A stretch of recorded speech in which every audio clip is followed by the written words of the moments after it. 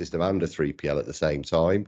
So you can actually sort of integrate these systems into both your ecom and your IMS, your inventory management system, or your ERP.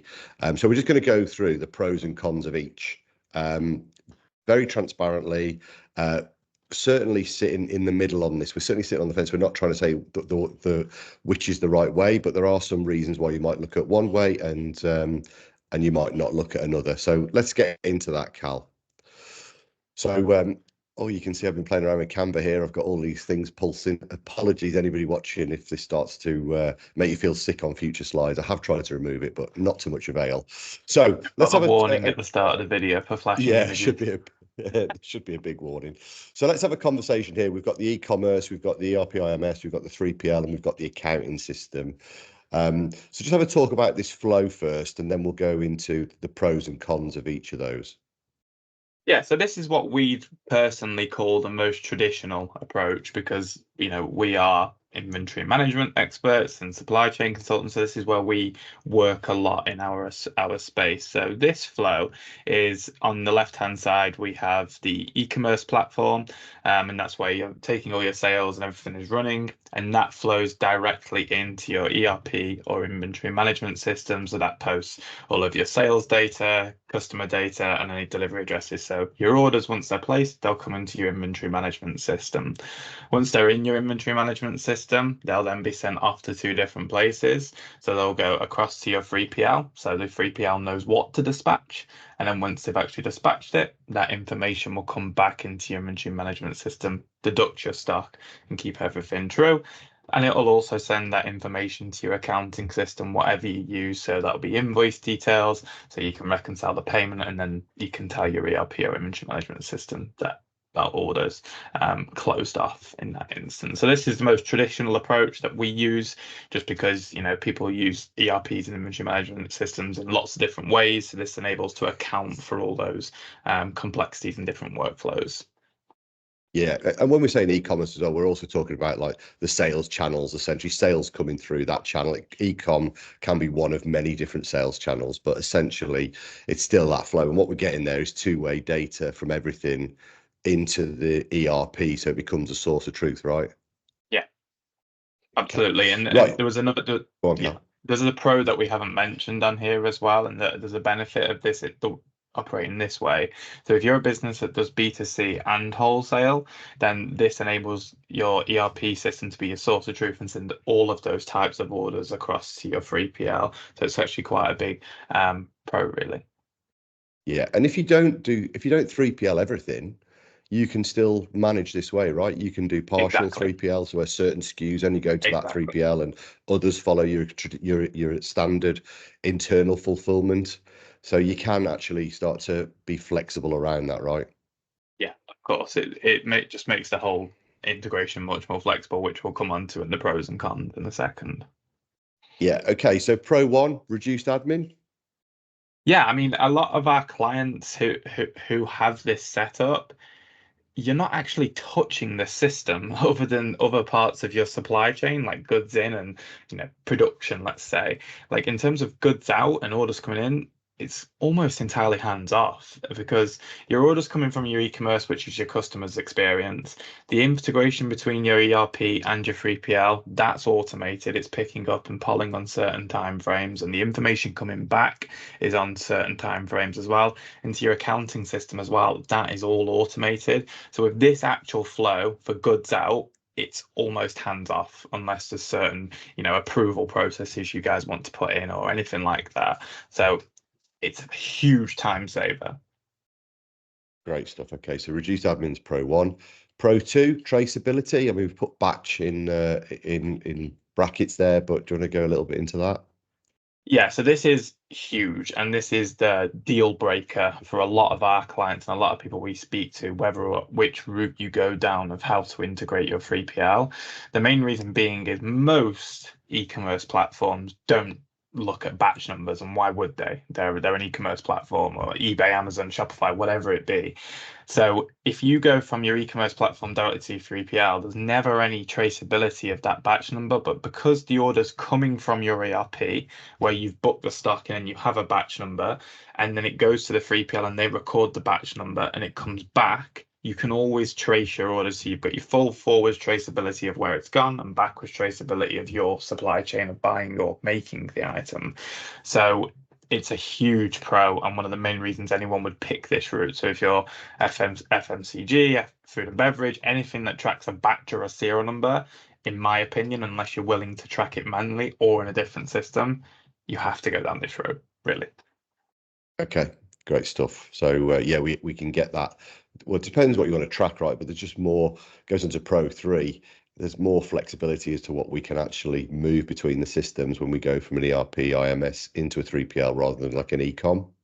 Yeah, of course. And when we mean integration flexibility, we mean accounting for all of your different workflows. If you go directly from e-commerce to your 3PL, it's very generalized of we buy stuff, we sell stuff. Whereas with this route, you can control when stuff goes to your 3PL. So for example, if you make items, if you're connecting your e-commerce platform directly to 3PL, there's no way of telling your 3PL that stock's coming unless you tell them manually and they book it in, which again is more admin. Whereas with these integrations, we have clients who build stuff and our integration checks when stuff is being built and it tells the 3PL. We can do more things around returns and refunds by going through your inventory management system, even stock adjustments and write-offs. So we've even got integrations where if a 3PL breaks something and says it's broken in their system and they've wrote it off, that tells us in our system. So the stock is fully up to date no matter what the scenario is. So it just gives you much more control and choice to account for your different workflows. Excellent. Okay. So con 1 is immature integrations. What do we mean by this? Yeah, so there's less of them in that sense. The only people who have these integrations are people like us, or supply chain specialists, and some middleware apps like an app called Extensive, much bigger in the US. So they're rarer to come across, and they don't exist off the shelf. So they haven't been tried and tested as much. We have a couple that we've built in unique instances. So they're a little bit more immature in terms of the features and being tested by actual businesses, really. Because as going into the next con, stealing your thunder to transition there, really, because they cost more, right? People are less likely to go down this route because there's a cost element to it, because it's bespoke software development, and it's not only bespoke software development, it's digital supply chain consultants like ourselves have to get involved. And okay, what's the 3PL workflow? Okay, what's the ERP workflow? And then we have to meet that in the middle with a developer and put that integration together. So it costs more because there's more people involved, and there's a time element to it as well. These don't, they're not very quick because we have to scope it, we have to develop it, and a lot of 3PLs don't have APIs now and again, so we have to figure out alternate routes. So that's the biggest con, really. It's more expensive and it takes longer. I think we're finding all of the 3PLs have an ecom integration, like your Shopify, Magento, WooCom, that type of integrations there. Very broad, very open. That you don't have that flexibility with it really, but it's there. Whereas you are right, there's a lot more of these ERP and IMSs, and there's so many now that I don't think the 3PLs are ever going to write all of these integrations for all of these ERPs and IMSs. So it is people like us doing the system integration and understanding that the workflow between the ERP, IMS, and the 3PL. So that's the system integration knowledge, which is a bit of a con to that. Now, like we have written some things, haven't we, in the past, which have got like the basics of an integration between these systems.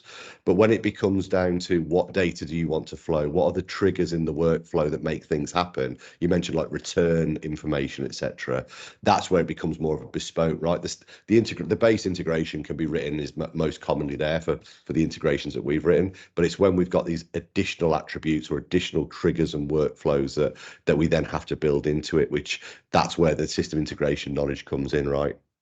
Yeah, absolutely. And there's so many examples that I can think of off the top of my head of where this occurs. We have one at the moment, and the client in question, they have a really unusual way of assigning batches and pallets, and the 3PL isn't willing to manage it in their system more than expected because it's more admin for them and they have to charge more. So we're now having to come up with a process in their ERP of how we can assign and apply that logic in his system so the 3PL knows exactly what to pick. And Yeah, then using a standard approach, e-commerce to 3PL, you're never going to get that. So no. that's where people like us have to get involved and know this, know the system, know the workflows, and implement that. So yeah. Yeah, I mean, just to be fair as well and balanced, we are going to talk about the sort of pros and cons of moving across directly into an e-com, and there is a time and a place for this, right? We're not saying it's never the case. It just needs Mhm. to be considered as to what's the right approach for you. So, do you want to talk us through this flow before we go into the Yeah, pros and so the cons? this flow is a really interesting flow, and I imagine a lot of businesses are on this flow. And if you don't make anything, you don't have any weird processes like consignment, stock, or even like bonded locations or batch and serial and expiry traceability, it's probably a good starting place. If you don't have any of those, then this is probably the way to go. So how this flow works is essentially rather than your ERP being your single source of truth right at the start and controlling where everything goes, we remove that connection and we go from directly from your e-commerce to your 3PL. So the customer places your order and that then goes directly to your 3PL because there's an integration there. Once your 3PL dispatches that stock, that then tells your e-commerce platform that it's gone. That will then feed down into your inventory management system or ERP to let you know this order's been placed and it has actually already been dispatched. So we've got that traceability in there, and then at that point it will go across into your accounting system. So it's just a slightly swapped arrows round, really. So rather than it going in the single source of truth in the ERP, it goes 3PL, e-commerce, then your inventory management system and your accounting system. So let's look at the pros of these, right? There's a mature integration. So these integrations between the 3PLs and the e-com, at least one way, are quite mature, not always two-way or to the level we want, but they're primarily written. Most of the 3PLs that we know of have all got written those integrations and have them as part of the onboarding, right? Yeah, I would be surprised if you're a business watching this and you're speaking to a 3PL and they don't have any integrations. It's probably Yeah. a bit of a red flag actually. But most should have some form of integration where you can connect, and it's probably an easy plug and play for them, really. Yeah. Pro two, cost and time. Yeah, I mean, most 3PLs would, if they have that integration, they won't charge you for it because they'll build it into your cost monthly, so you won't even see it, or it'll be such low because it's a wins business for them really, and time Yeah. wise, probably very little. It should just be plug and play because it's something they do for everybody. So a huge benefit is it gets up and running quicker and it's much cheaper. Yeah. Pro three. So it's a partial admin reduction. We spoke previously about like a total admin reduction, but this one is partial. So obviously you're missing bits around goods in potentially, and that has to be transferred manually. And if you do have other things like returns and stock adjustments and even production or any other elements like that, they tend to don't communicate because there's no connection between your ERP and directly to your 3PL. It all goes through Shopify, and your stock in Shopify is just a field where you type in the number. So there's probably more admin in reality, and it really depends on the scope of what the 3PL has written to the e-commerce channel as well. In some cases, they may only actually just pick up orders and send back dispatch notes. You might even Yeah. have to go into the 3PL system and put the stock in as well. So it can be quite manual heavy, admin heavy, sorry. Yeah, fair enough. Con one, the data flexibility. So you mentioned like batch traceability and things like that. Do you want to just to touch on that again? Yeah, it's just we spoke about it previously and slightly then as well. It's total just reduction in scope of your processes. It's very one way. orders are taken, sent to your 3PL, they come back, that's about it. You might have returns in there if you're lucky. All the other things that I spoke about, adjustments, production, any other workflows, they're probably not going to be included because, again, your ERP isn't communicating directly. So if you have any complicated workflows or you're aiming for full automation, it's probably going to be quite difficult. Yeah. Delayed visibility in ERP or IMS? Yeah, so we can see from the flow here, right, that the information actually reaching your ERP and your accounting system is probably a little bit delayed, depending on how quickly your 3PL can actually turn things around. Because if I've placed my order on my e-commerce platform, and let's say in the middle of the night, that's then going to go to my 3PL. I imagine they're going to dispatch that before 12 o'clock.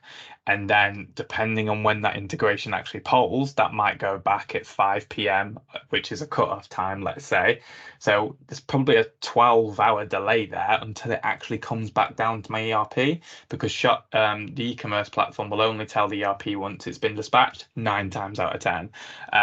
So there's a 12-hour delay in getting it into our ERP system and then actually into our accounting system as well. For some, might not matter totally and be fine, but if for some who might have quick turnarounds on payments and things like that, it's probably going to be quite a con.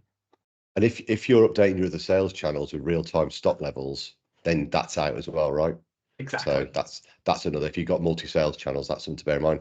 Now it's really interesting around the 3PL polling as well, and what you mentioned around that, because I know Joe in our team had a discussion last week with the 3PL only polled, which I mean sent the information back. It was either once a week or once a month. So Yeah, that's a huge red flag. yeah, so that was Yeah. one where it was like they're going to be completely out, and I think I think it was once per month. Now I'm recollecting the story. So again, You they're sold on a totally different out. sales channel, that would be a no-go for me, because you made Yeah, the great point is if you've got Shopify, Amazon, eBay, your stock's constantly out and you're probably not using live stock levels, and you're either overselling and having unhappy customers, or you're doing the worst thing, which is overstocking, and yeah, you've got cash flow tied up in stock just to manage this, so you make sure you can actually take orders. yeah, So big red flags for me. yeah. And then we've put more admin, right? Because there's essentially just more catch up between the systems because that single source of truth isn't the IMS ERP. It's And there's actually a sort of huge one that goes into this, and we've been very one-dimensional here and presuming that everybody sells online. Most businesses sell direct to consumer and to trade as well, most wholesalers anyway. If you do that, you've either got to go into Shopify, which I know happens. A lot of businesses I speak to do this. They have to go into Shopify and add the orders manually that they've taken over the phone or email, sales reps, yeah, whatever it be. So someone has to then go into Shopify and type them in manually, so the integration picks them up, or you've got to go into the 3PL system and input them directly, or email them, whatever route you're going to go. Whereas with the other option, you're not going to do that because it's going to pick up all orders, and we can have filters on what actually gets picked up. So if you do two types of sales, it could be quite admin heavy as well. yeah. Okay. I mean, to round it up where we're at, if anybody's looking at a 3PL or considering what the workflow should be, I mean, we're talking to people at the moment who are considering 3PLs, and we're going to go into like a bit of a real life example of what a flow would look like now. But in general, one of the key things when you're doing your due diligence around your 3PL, one of the things you should be considering is like what is the integration offerings they have. That what's the have they got an open API so people can link into it? Have they got a readily written integration platform that people can plug into? What is their polling? What is their integration frequencies? All of those are really important. And I think that the key term I would take away from it is looking at this, not all integrations are equal. Mhm. An integration, it can be really good and really strong, or it can be really weak and really immature. So I'd bear that in mind when you do due diligence on the 3PLs, is like all of the good stuff, your commercials, your warehousing, all of that good stuff you want, but also just think about the tech if you're getting into this world. Even if you're not at an ERP or IMS right now and you want to be in the future, what are you going to do around that? Is there the future proof around that? So I definitely take that into consideration. Yeah, definitely. Cool. Let's have a little run through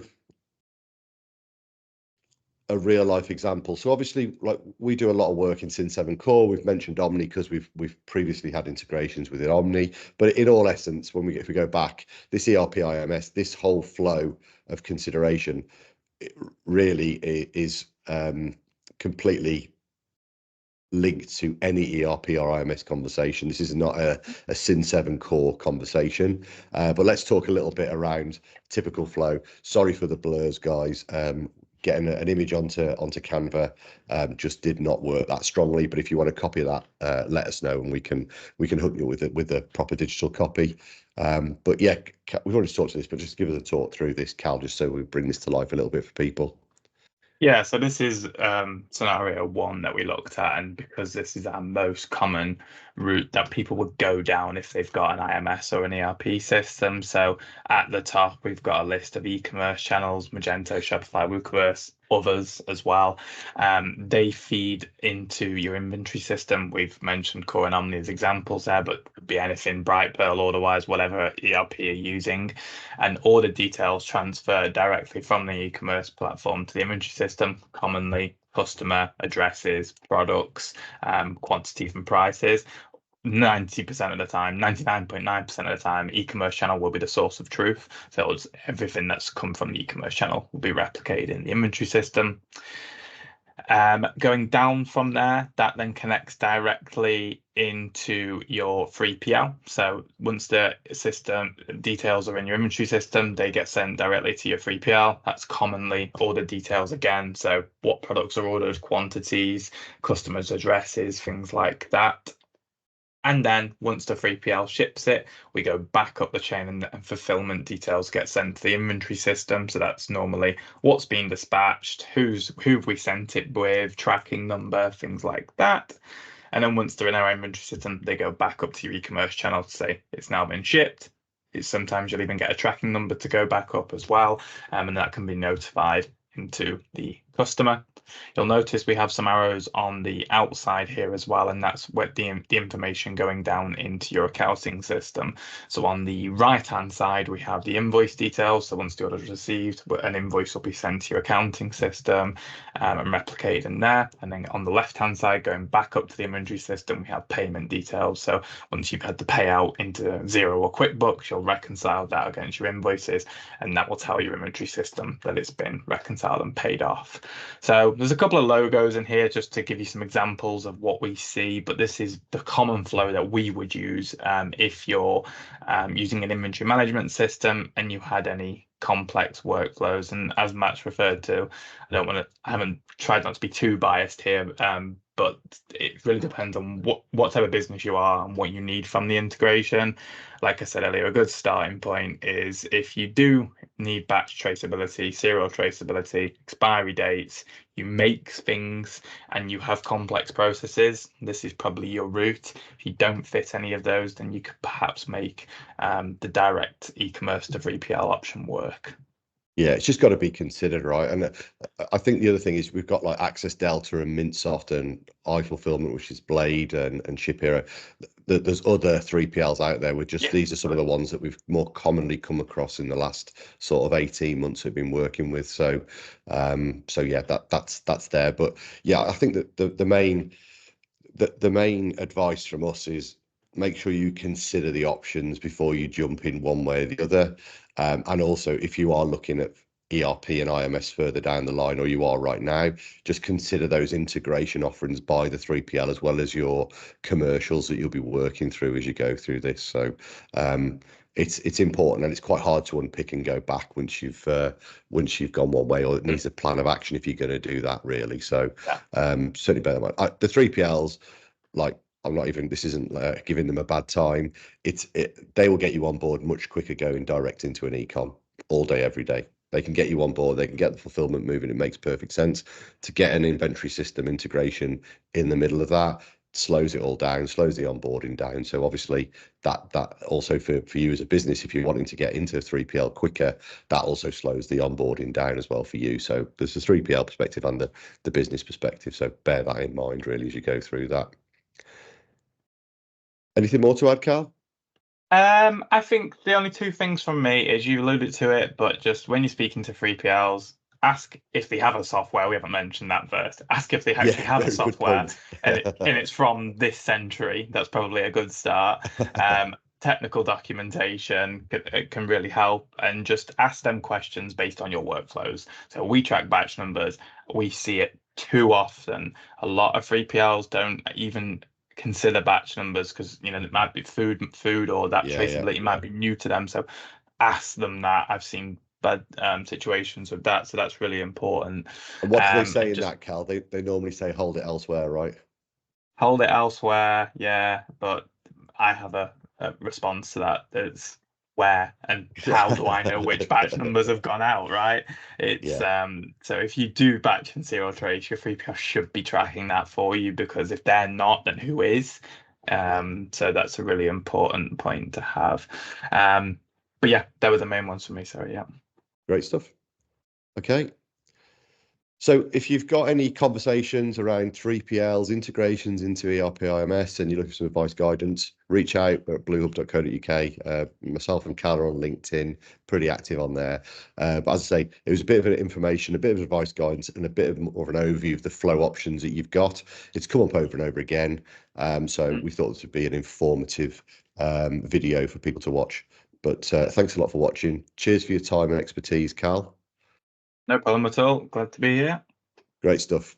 Cheers all. Thank you, everyone.